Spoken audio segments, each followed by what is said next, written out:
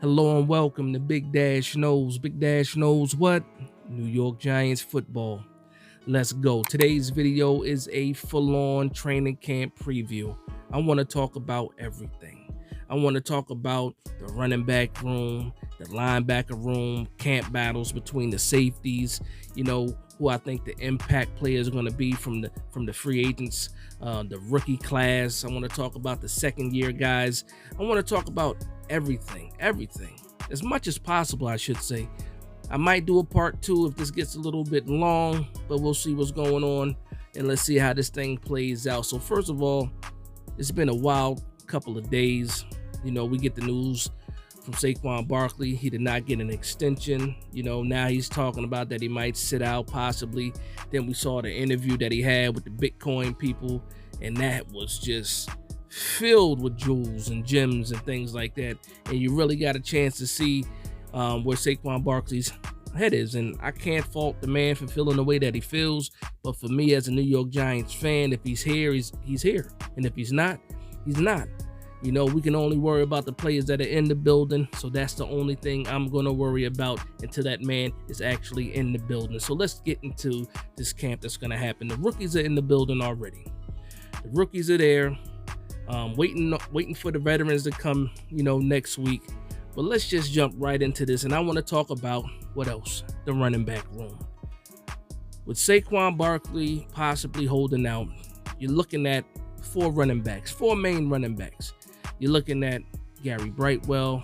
You're looking at Matt Breida. You're looking at Eric Gray. You're looking at Jashaun Corbin. Those are the four guys in the running back room that I have my eyes on.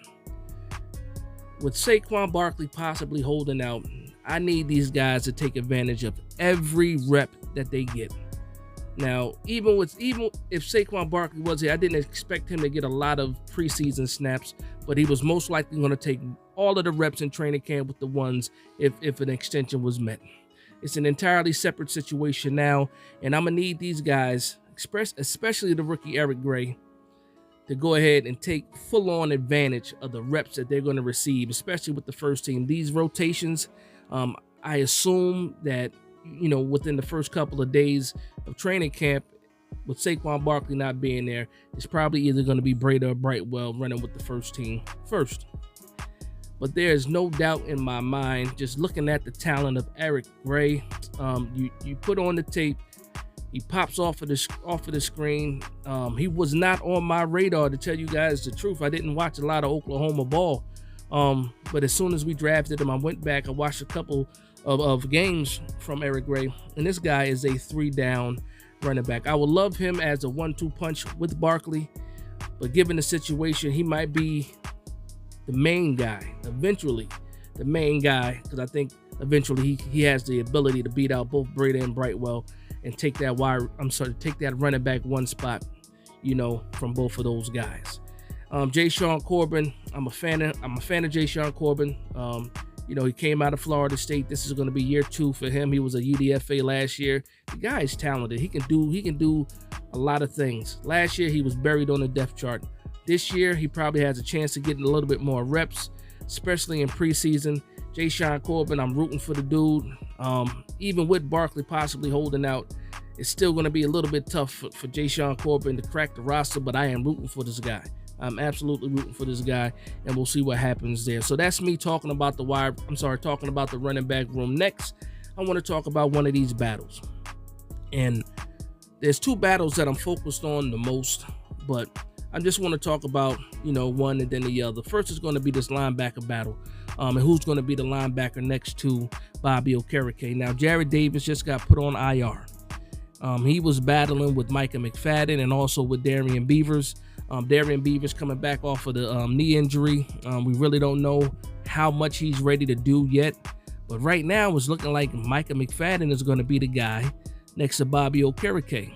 And even though that's not something that I was pretty much rooting for, but again, if he's the best guy for the spot, then it is what it is when it comes to Micah McFadden. I remember when we drafted him, I watched a lot of his tape. He has some good tape back, with Indiana. And, his rookie year, he struggled, pretty much got a little bit lost, and Sauce could not really was inconsistent. I'll say that he was inconsistent with his plays. He was making plays, and then there was some plays where he was just completely lost.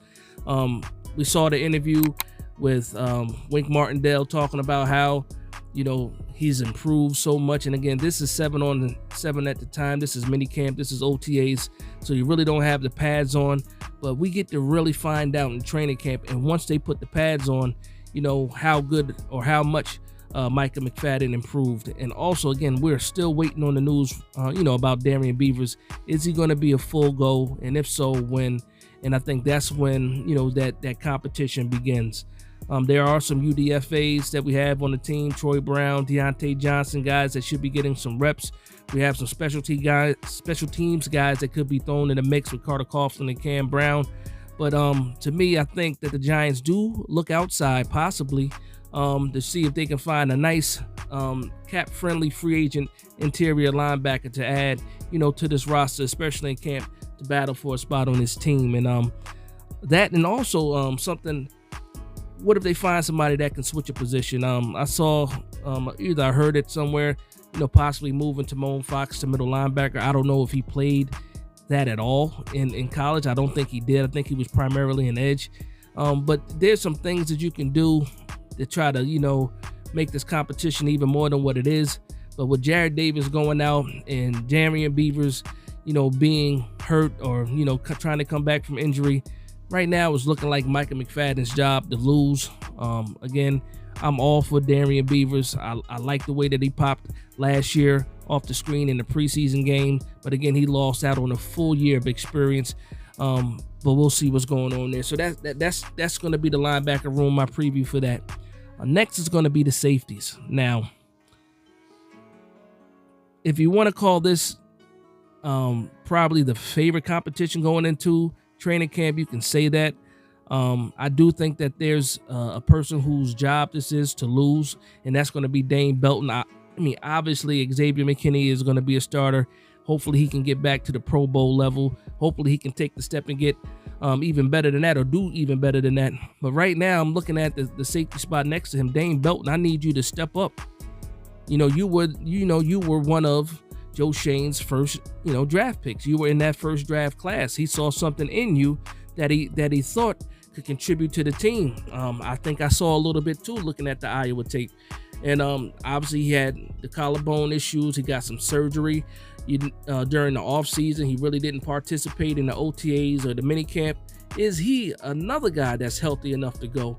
And if so, when is he going to be back? So right now, you're looking at Bobby McCain, you're looking at Nick McLeod, you're looking at Pinnock. You know, there's a couple guys out there that could be, you know, in the mix, you know, for that other safety spot. So that's going to be a fantastic battle that plays out during training camp. And who knows, we might even bring in another person. We just released Leonard Johnson. That was the rookie that we paid a lot of money to. We signed him to a 3-year deal. No real guaranteed money, but he was a guy that got injured. First time really getting a chance to play again. The guy from Duke. You know, we decided to waive him. I always thought he was more of a safety than a cornerback. Who knows if we bring him back, but we did waive him, and we brought back Darren Evans. And we did have Darren Evans on the roster, on the camp roster last year. He didn't make the team. He ended up going to the USFL or the XFL. Drawing a blank on that. Ended up being one of the top cornerbacks there, and we decided to bring him back. And it's a thing because the man is 6'3", super skinny though. I don't know what it is about some of these LSU cornerbacks, but you know, they have the height, but they are simply frail, or really frail guys, at least lately. I can't say that they always been. The last few guys have been a little frail, but again, he got that experience in the XFL or USFL. You know, I saw a clip of the assistant GM talking about evaluating players in these types of leagues, and saying, unlike practice and unlike you know, training camps, and you get to see these guys in real situations, even though they're playing in a lower competition league. You get to see these guys in live action react. Every time Brandon Brown speaks, I listen, because he's always dropping jewels like that. So that's going to be a little bit about the cornerbacks. I didn't think I was going to go there, but that was mainly about the safety competition and what I expect to happen and who I think should, maybe not even should, who I think the job is geared for, and if it's Dane Belton's job to lose overall, in my opinion. So let's talk about some of these impacts of these new signings. Obviously, Bobby Okereke.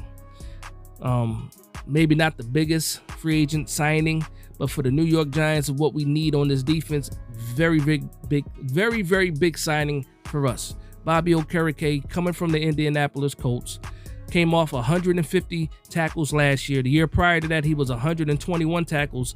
So, you know, he's bringing that ability to get things done. And when you're playing behind a front with Dexter Lawrence, Leonard Williams, and now you're adding like A'Shawn Robinson and Nacho up there, he should be able to move freely, read his keys, and make the plays. And that's what he did in Indianapolis, and that's what I expect him to do here. And I already mentioned, you know, A'Shawn Robinson and Nacho. These guys, when you look at the team last year, one of the main problems was stopping the run.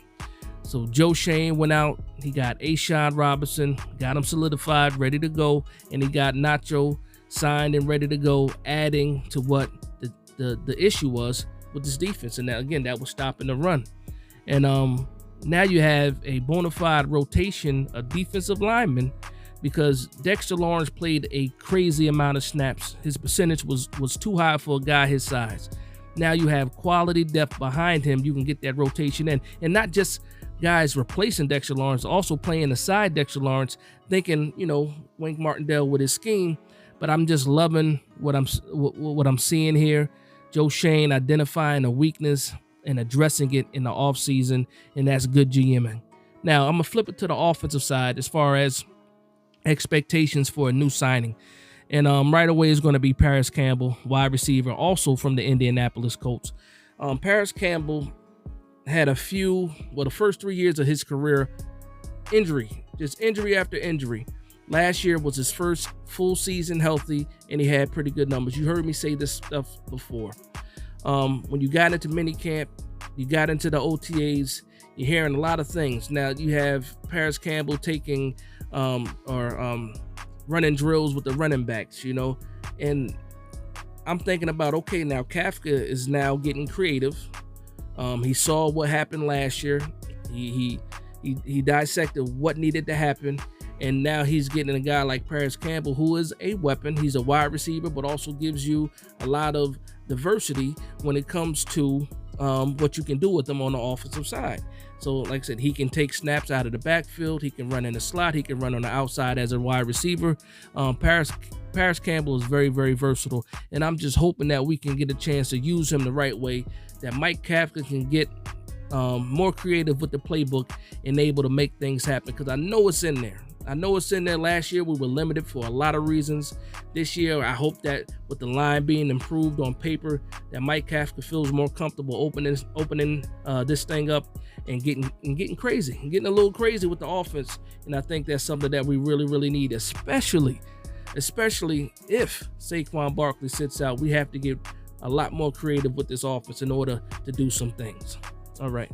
So now let's talk about the rookies. And I already talked about Eric Gray, so I'll leave him off for right now. I talked a lot about John Michael Schmitz. You already know how I feel about him.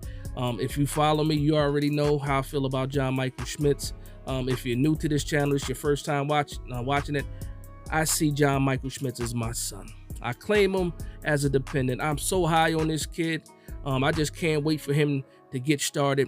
Hopefully he grabs the offense fast enough, because I know once he does, we got our center for years to come. So that's how I feel about John Michael Schmitz in a nutshell. So what I want to talk about mainly for these rookies, I want to talk about Jalin Hyatt, and I want to talk about Deonte Banks. Jalin Hyatt is a wild card for me. In my mind, I can think about, okay, this guy can be absolutely explosive for this team. And then I think about, okay, he has to adapt to the NFL. And then I think, again, this guy was the best wide receiver in college football last year. He was awarded that. And I think about, he's a rookie. He has to be able to learn the playbook. So Jalin Hyatt is an absolute wild card. Now, I did a prediction about Jalin Hyatt. I said, you know what, maybe he gets us about 400 yards, 4 touchdowns on a year. And then I can say that, you know what, I wouldn't be surprised if he got 800 yards and 8 touchdowns this year. It just depends on the play of the offensive play of the quarterback and how we can keep him protected. Because I think that Jalin Hyatt has all the ability in the world. When they did the wide receivers interviews, it was with John Schmelk. For me, I see Jalin Hyatt starting off in the slot. When he had that interview with John Schmelk, he was saying that, no, you know, I'm gonna be on the outside, I'm gonna play some middle too, but I'm an outside receiver, and I like the swag, I like the confidence. And when you think about it, why couldn't he? Why couldn't he? You know, right now on the outside, I'm looking at Darius Slayton, I'm looking at Isaiah Hodgins. Can Jalin Hyatt still snaps away from those guys? Absolutely, he could. He has the ability to do that. But we have to see it in training camp, and we have to see it in preseason. So sky's the limit. Really, really sky's the limit for Jalin Hyatt. It's up to, you know, what he does in training camp, taking advantage of his opportunities, and you know, being who he is, a dog with a chip on his shoulder. Deonte Banks, our #1 draft pick. And you know what's crazy with him, even though he's the #1 draft pick, I haven't been talking about him much in the videos that I've done. And I think it's because, you know, I think he's going to be very, very solid. He has all the intangibles. You know, he has the height, he has the size, he has the speed. He has all the makings of being a quality cornerback. And not only that, he has one of the best secondary coaches in the league. So if I don't talk about Deonte Banks much, I apologize. But it's because I really think he's going to be just fine. He's in the right hands, and no doubt in my mind he's ready to go. And if you wanted to get more details about Deonte Banks, I'm sorry. I did a lot of that pre-draft when I was mocking him, cut-ups of his plays, you know, talking about what his fundamentals are, what his weaknesses could possibly be, and things like that. But I'm past that now. So Deonte Banks, he already knows what it is. They call him Banks. You know, the bank's closed on Sundays. And we'll see what happens. We'll see if the bank is really closed on Sundays for these wide receivers when he's locking them up. So, you know, shout out to Deonte Banks. And that, you know, that's one other thing that I have no issues or no worries about. As long as he's healthy, I think that Deonte Banks will have a solid year. You know, you're going to have your regular bumps and bruises and rookie mistakes, but I think overall he's going to be very, very good for the New York Giants. Now, let's talk about some of these second-year guys. Guys that, you know, contributed, you know, some last year or a lot last year, and then the expectations now are a lot higher for these guys. So first I want to talk about Daniel Bellinger. Yes, I know we picked up Darren Waller. Yes, I know, you know, that moves, you know, Bellinger from the tight end 1 to the tight end 2, but I think this ultimately helps Daniel Bellinger. Now his quantity of targets might go down, but the quality of those targets I think are going to be very, very high. I think he's going to be one of the chain movers for the New York Giants. So when guys like Waller and Hyatt and Paris Campbell are getting a lot of the attention, Hodgins getting a lot of the attention, Slayton, you know, running his routes deep, getting a lot of attention, Bellinger's going to be that sneaky safety blanket for Daniel Jones. I really do believe that. So even though, you know, the expectations are Darren Waller to be the main receiver on the team, which I believe that too. I think that Bellinger, even though his targets go down, I think the quality of his receptions are going to be very, very important and very vital to the New York Giants. Again, I see him as a safety blanket. Next I want to talk about is Cordell Flott. Cordell Flott came along last year. When we first drafted him, there were a lot of cornerbacks still on the board. A lot of guys that played, you know, or had a more impactful year as rookies than Cordell Flott did. He did have to deal with the injury to the groin. He missed a few games, but when he came back, you saw that you saw the growth, and you saw that he was getting better throughout the year. He's one of those guys that you can look at and say, you know what, I saw the growth. I saw him improve, and I think he'll continue to do that. Now, I do think Flott is pretty much battling. He's battling with Darnay Holmes for the slot corner position, but I'm edging him already. To be the starter over Darnay Holmes. Flott has to make, you know, the leap. He was very young when we drafted him. And when Joe Shane drafted him, he's probably looking at this guy like, I see the potential. If he develops, he can be something special. And you know, for him, take advantage of your opportunity. And we'll see what happens, you know, with Flott. Dane Belton, I spoke about him already.